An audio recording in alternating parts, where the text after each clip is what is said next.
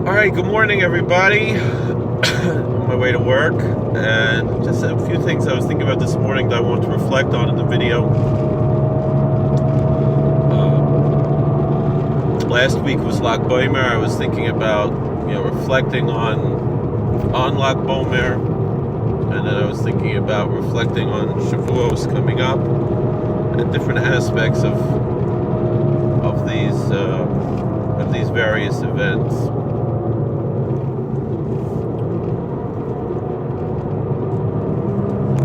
When it comes to Lag Boimer, it's a very interesting day, and I was discussing this with a peer yesterday at work. Someone with a bit more seniority who actually he was in another institution, moved over to ours. Was in our institution, moved to another one, and he came back to offer me some training, which was very well appreciated.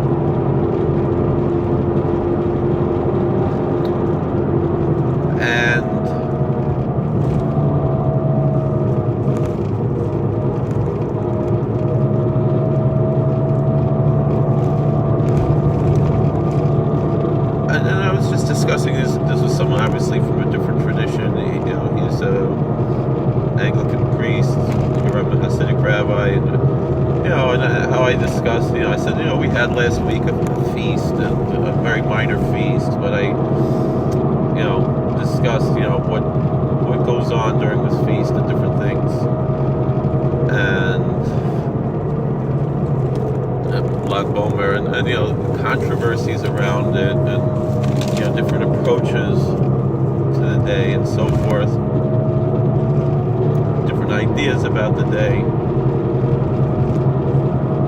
in a way that I felt was appropriate to be speaking to him about it. And one thing, that it's the largest annual Jewish pilgrimage is to Meron. What I did last week, I went to the Vizhnitzer Rebbe's. Just also different things. One of my coworkers, who I supervise, is an Eastern Orthodox Christian priest, and I was telling him about how the Vizhnitzer Rebbe, Zecher Tzaddik Livracha, who I remember, Michael Vizhnitzer, passed away. Now it's almost 2 months ago, and so now we have a whole crop of new Vizhnitzer Rebbes, and what how interesting it is to me that now we have a Hasidic Rebbe in our county. So for events like this, for Lag Boimer, for example, that's where I'm going to go to a Tish, because it's local. Even if I might have personally more of a devotion to Satmar, but I'm not going to schlep to Monroe, an hour away, when I have 15-20 minutes away from home a Vizhnitzer Rebbe. Even to go a half hour to my friend Nadvarna Rebbe, who made the bris for us last week. It's just easier to go to Vizhnitz, even though I would probably enjoy it better. The place I'd probably enjoy the most is by Nadvarna. And then, of course, I made my own online Tish for my friends here on YouTube, which a lot of people enjoyed. Even if it was just a few people who were there watching it live, and I guess a lot of other people watched it later. But to share that time with you all virtually in this modern era of technology,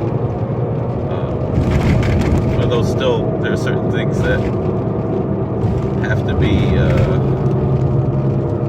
more or less experienced in person. There is that experience of going somewhere in real life, but when you can't, this is a second best thing.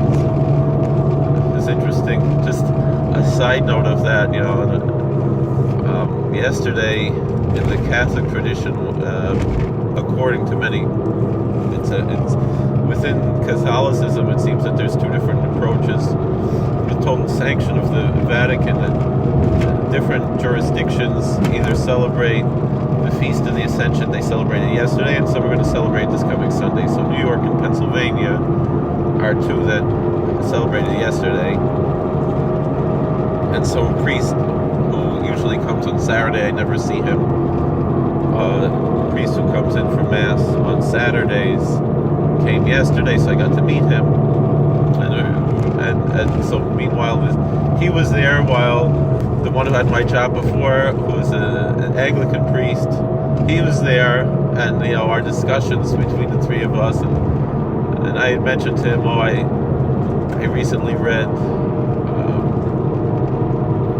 Bishop Fulton Sheen's autobiography, and the story goes that someone went into him for confession to confess that he was bad-mouthing Fulton Sheen to some Protestant friends, how bad he felt that he bad-mouthed the Catholic priest, his Protestant friends, as a Catholic. And so Fulton Sheen answered, "No, don't worry, my son, that's no sin. I feel the same way about Dr. Sheen all the time."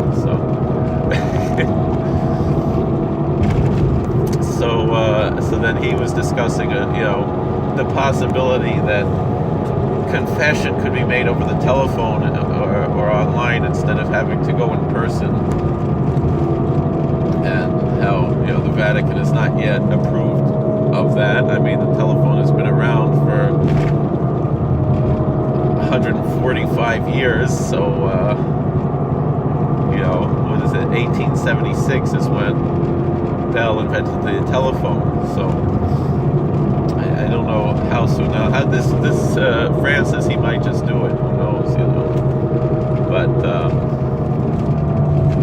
put that aside. But the same thing. I mean, obviously, we're under no obligation to attend the Tish on Lag Bomer. There's no obligation to do that. So we're lucky. By the Hasidim, the things that we don't have to do, we can do. Virtually, you can send a kvittel to a Rebbe also, by email, and maybe it's not the same. The thing is, it's not the same experience. You don't have that same experience like Lubavitchers called Yechidus.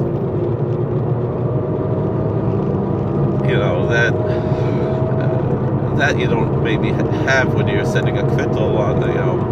Same thing. You can send a kvittel to the Koisel or to the Lubavitch Rebbe's Tzion, online, or or other places. The same thing. You can't make a pilgrimage, so you send a kvittel, and some places you pay a few dollars. And, Yad La'achim, at almost every major pilgrimage, Lezhensk or Uman or Agboimer or Meron or whatever, you give them a few dollars and they'll bring you your kvittel there. But again, that's better than nothing, I guess, if you want to say better or worse in those type of issues, because there's no obligation to do anything like this, and many people are probably opposed to these type of practices that are common among the Hasidim and certain other Kabbalists, Sephardic Kabbalists and so forth. Although it's creeped into other cultures as well, these Hasidic practices, but mostly because a very high percentage of Ashkenazim today are from Hasidic backgrounds. Even if they don't wear a shtreimel or a gartel or whatever, maybe they wear a gartel with the Litvish and Levush, and maybe they don't even wear a gartel at all, but they daven Nusach Sfard, or even if they daven Ashkenaz because the yeshivas they went to or whatever, but they still have these aspects of Hasidic spirituality and practice in their lives. One of these, and I was just talking about how I personally, I was always the odd man out, that I would mostly, starting with the influence of Moshe Weinberger, was my Rebbe in high school, although it wasn't, he's not the one who really lit the fire. What really lit the fire for a lot of people I've spoken to is the PBS special that they showed us in high school. Rabbi Friedler showed us in high school, the Hasidim in America.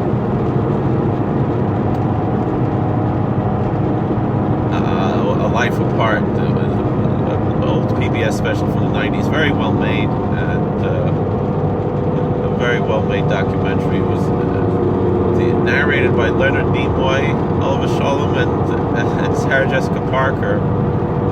I think Sarah Jessica Parker, her sister is a Balas Tshuva, so she has some connection to Orthodoxy.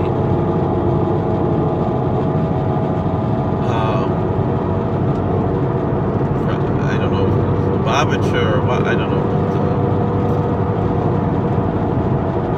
But, in any event, talking about this,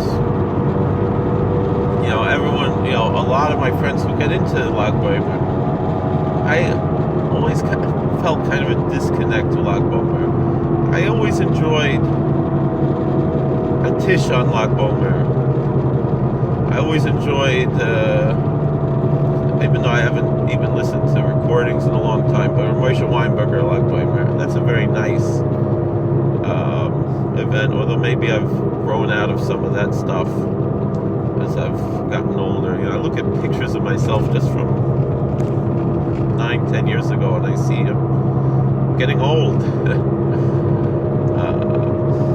Or more, I looked so young, and I looked like a baby, I was like, this is the same, and I look at myself now, I'm like, alright, I'm getting old. Baruch Hashem, Zekona Chochma, Halavai should be going to some Chochma. I don't know where and when, but I'm trying. Probably working more on Bina than Chochma.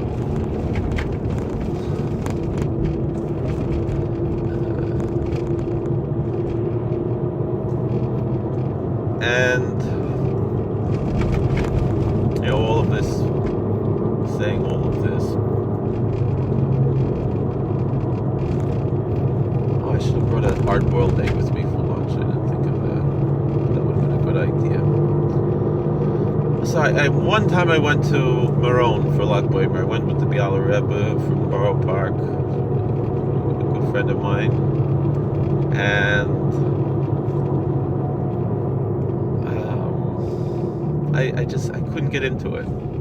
I was very uncomfortable. It's just something about it didn't do anything for me. The same thing, very rarely did I really get into, going to a bonfire. I went once to Monroe for the bonfire. I always liked the Tish by Baron Teitelbaum. I enjoyed very much, by Satmar Rebbe from Monroe. That I actually enjoy. This year, and I remember going to other Tish in Lag BaOmer. There's a Rebbe in Jamaica Estates, Reb David Weinberger, Terkeruv. Once my friend David from high school took me there. It was nice. I enjoyed that. Where else? Oh, what's going on here? Now they're all going and we're stuck here. But what is this? This is no turn on red, or is it? All right. Well, Mina Shemayim I'm going to be 5 minutes late for work. As long as I leave 5 minutes late, it's okay. Although Erev Shabbos, I'd like to go home already. So anyway, so this year I went to Vishnitz for Lag BaOmer. It was nice, I sat in the back. Actually, when I sat down, someone else asked, maybe if I would give them their seat. So I stood in the back, and I'm tall, so I can see the Tish. It was very interesting to me. A few things that were interesting. One thing is that, I didn't get back to, I got distracted from something I was saying before. So I was talking to an Orthodox priest who I supervise, who's my co-worker. Obviously, he has a lot of seniority to me, so I consider him more his seniority more than my title. Um, and I mentioned to him, Vizhnitzer Rebbe passed away, and he had 8 sons. One predeceased him, and all of his 7 sons, they now have the title of Vizhnitzer Rebbe. And the 8th one was also a rabbi, and his son has the title Vizhnitzer Rebbe. I think actually 2 of his sons. I think he has also a son in Beit Shemesh or in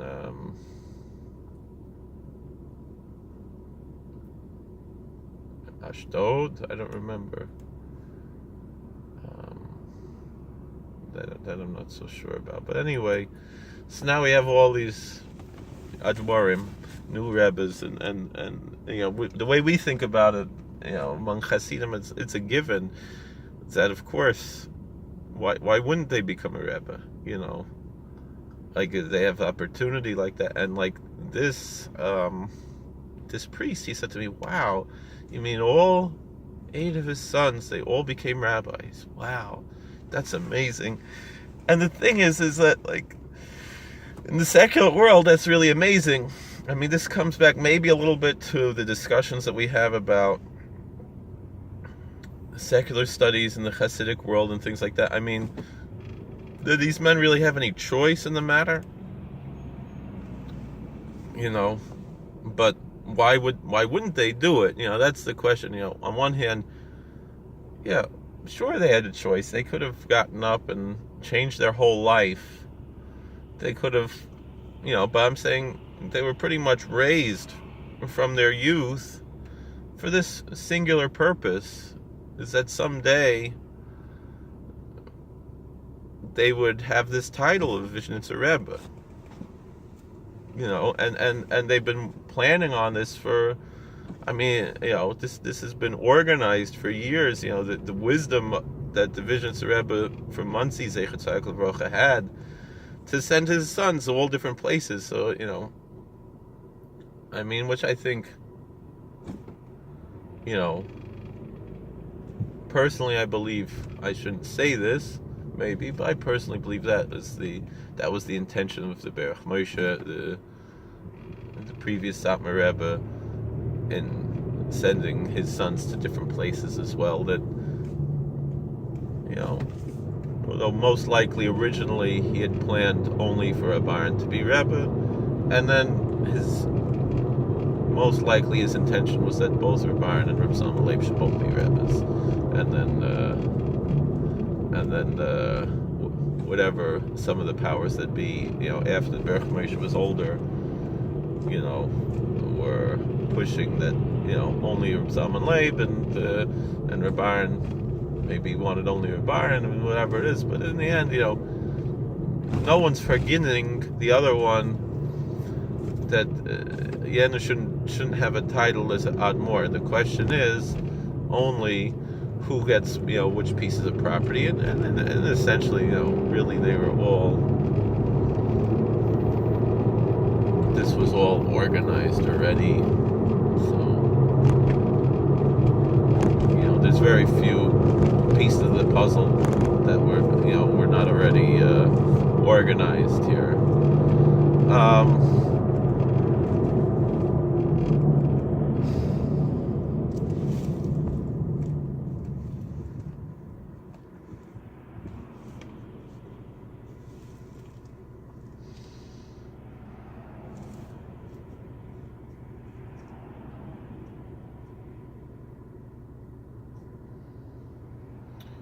But again, all of that being said, the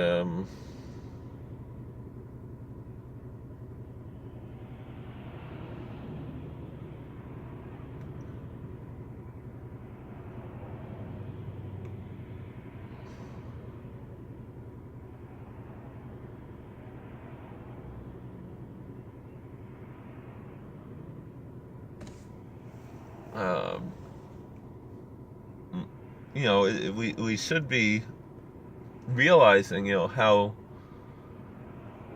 incredible it is, you know, that they all became rabbis. That not one of, what a blessing that is. I mean, maybe some people might be cynical about it, but we look at what the world was like literally 100 years ago. Rabbi Fishbane tells me about in Chicago how his father died a very young man, in his 30s, I think, 30s or early 40s, very young man, because he was trying to open up a cheder in Chicago, which later developed into the what we have now, the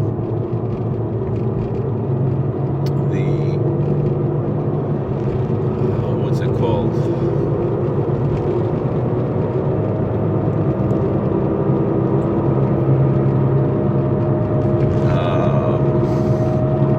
Ida Crown. That's where Ari Crown, Ida Crown.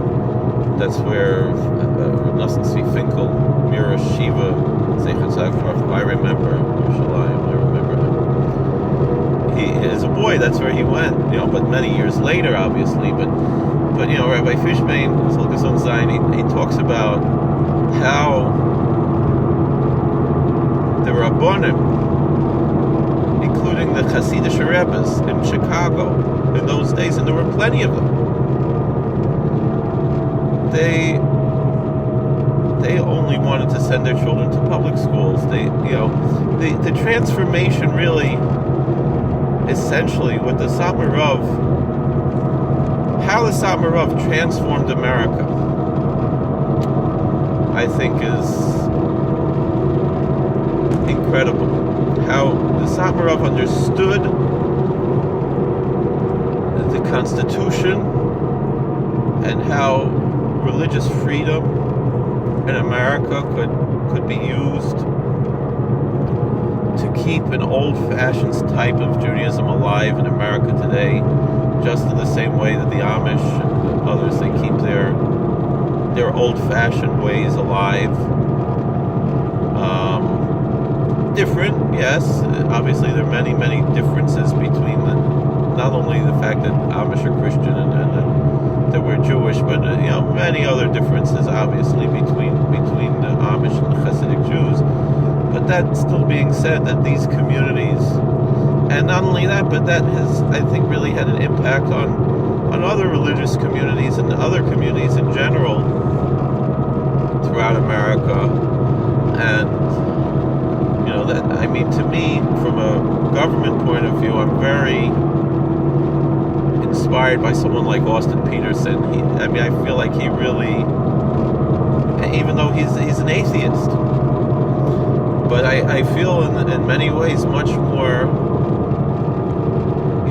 his respect for various religious groups to have their freedom in a libertarian way. It really impresses me. Anyway, it really speaks to me. I maybe, we're about the same age, and I would have loved to have voted for Austin Peterson for president. He didn't make, if he would have been the libertarian candidate instead of Gary Johnson. I wasn't so fond of Gary Johnson. But Austin Peterson, absolutely, that would have been my man. That would have been the guy that I would have, absolutely, I would have voted for him. I'm very happy with what Trump is doing. He's doing a lot better than I thought. I voted for him really just to vote against Hillary. I knew my vote really wouldn't count that much in New York, which is fine because the way the system works, I think, really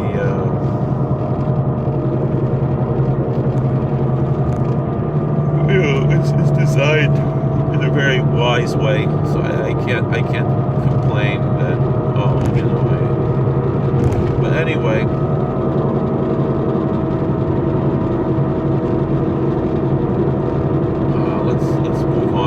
year.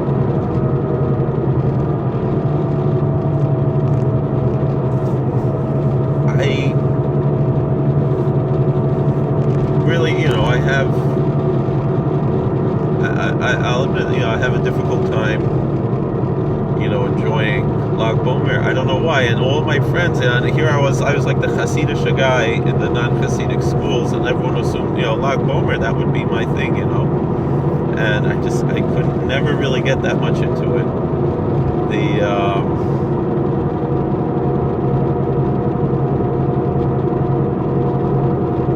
It is what it is.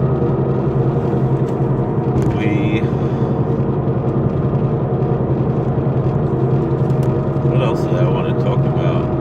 An interesting thing about that Tish in Vizhnitz, a few things were interesting. One thing is I've seen some of the other Vizhnitz Rebbes, they put on a kolpik for the Lag Bomer Tish, I think. I know other Rebbes do, and these they didn't. The other thing is the Vizhnitz Rebbe, like the other night I was there davening Mincha Maariv, and I saw Vizhnitz Rebbe sitting from Kai Misha Lake sitting giving a Gemara shir. And there he was with a colorful beketcha. And by the Tish he wore a black beketcha. I thought that was interesting. His brother was there, the Rebbe from Yerushalayim. I shouldn't talk about personalities like this. I don't know the Rebbe from Yerushalayim. I know the Rebbe from Kai Misha Lake for years.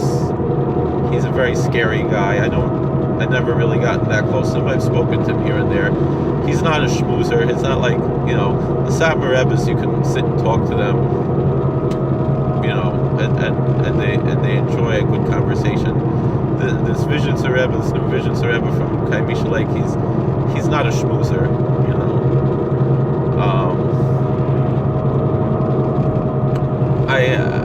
I saw that his brother from Yerushalayim looks more chilled out, just the way he looks. Whatever that means. This shirt I'm wearing was actually given to me in Yerushalayim by a Vizhnitz Monsey Chassid in Yerushalayim. Someone who probably still, I don't remember the man's name, but he probably still, that's where he davens there. And so now there's a Vizhnitz Rebbe from Yerushalayim, So, but the interesting thing is, he could be in Meron, he could be in Yerushalayim, he comes to Kai Misha Lake for Lag Bomer. That's interesting. He probably also doesn't get into it. I don't know. I shouldn't be talking about these things, But it was, I enjoyed the way they sing in Vizhnitz. I always like the Vizhnitz or Nigunim. Their tunes are very catchy and very interesting. It's one thing I always loved Toldos Avram Yitzchak, because they sing a lot of Vizhnitz and Nigunim, because he's a Talmud of the Mechaim, and I used to when I was a bacher in Yerushalayim, I'm just thinking years ago, I used to stay up till 4 a.m. at the Tish by Toldos Avram Yitzchak Rebbe, and what a different world, what a different life. I don't know. But the things that I gained there, now that I'm taking with me, now that I'm more of a balabatisha phase in my life, working full time, working more than full time, because I'm working one full time job, one part time job, plus whatever responsibilities I have in the shul, having a title of assistant rabbi in the shul, things like this. It's interesting. It's interesting.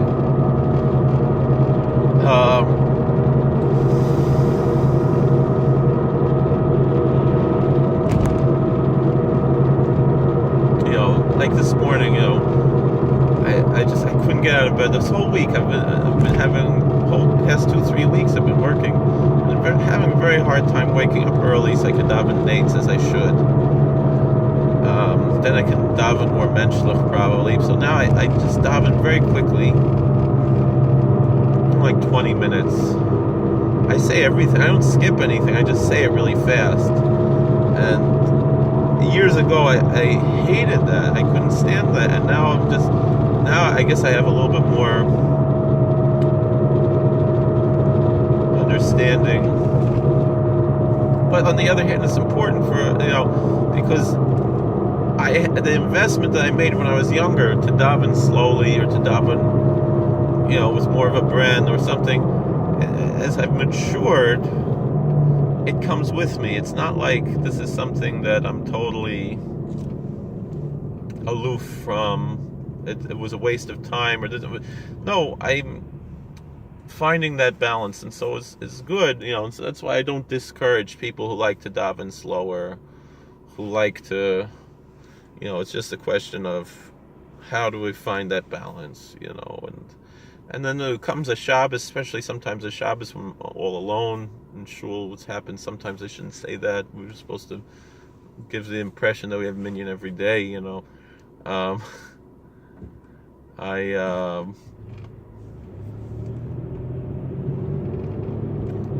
I still feel like, oh wow, here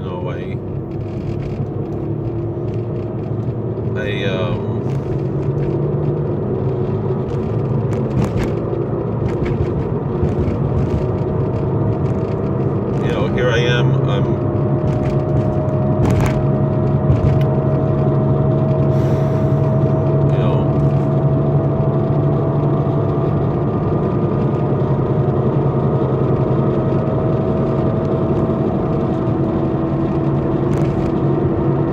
Saying, I'm just rambling on, not saying anything. Shavuos is coming. I was talking to. I'm gonna have to talk about that later. This video is long enough. But so anyway, I don't know. Is anybody else, But when I'm davening all by myself, then I can. It's funny. Like I'll have a plan. I'm gonna just daven quickly and come home. Just going to come to shul. I'll walk, the 20 minutes there, 20 minutes back. So I'm going to spend 40 minutes just walking. And, my wife is home with 5 kids now, 6 kids. And I really shouldn't spend that much time at shul. I really should spend more time home with the family, helping her out, things like that. I'll daven quickly, just in case anybody shows up at shul. Some days it might be 1 or 2 people show up. And then...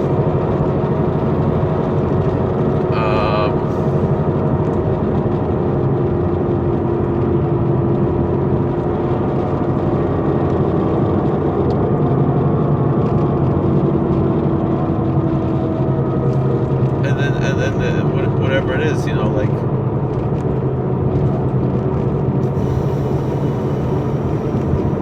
how to find that balance. I don't know. It is what it is. And then, not expecting to have this really intense spiritual davening, I have the most intense spiritual davening. That's what I wanted to say. Sometimes there's this unexpected experience of spirituality. That's what I want to say. Thank you for watching. God bless. Please like, share, and subscribe. And sometimes when you're expecting it, doesn't come like a Lag BaOmer, and sometimes it comes when you least expect it. That was my point.